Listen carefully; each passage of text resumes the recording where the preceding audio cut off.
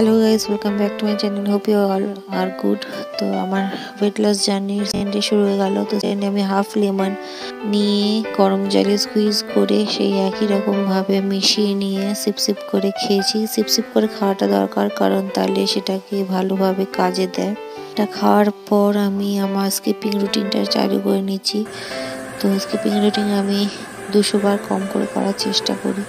200 বার না হলে 150 বার তো করি, 30 বার করে করি।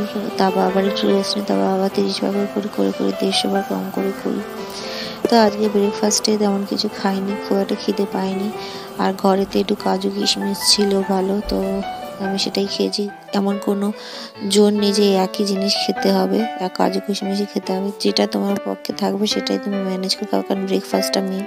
তারপর 11টা সাড়ে 11টা নাগাদ আমি একটা কমলা লেবু খেয়েছিলাম। যে কোনো ফল খেতে পারো।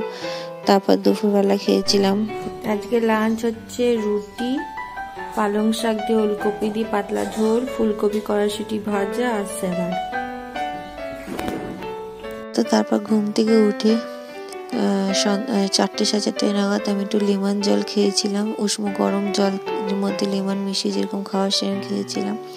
তো প্রপার 7 থেকে 8 ঘন্টা ঘুমের দরকার। তো আমার ঘুমটা কম হয়েছিল বলে আমি আজকে দুপুরে ঘুমছিলাম, বাট দুপুরে ঘুমটা একদমই দরকার নেই। তারপর একটু খিদে পেয়েছিল বলে চিনি ছাড়া দুধ বিস্কুট একটু খেয়েছিলাম।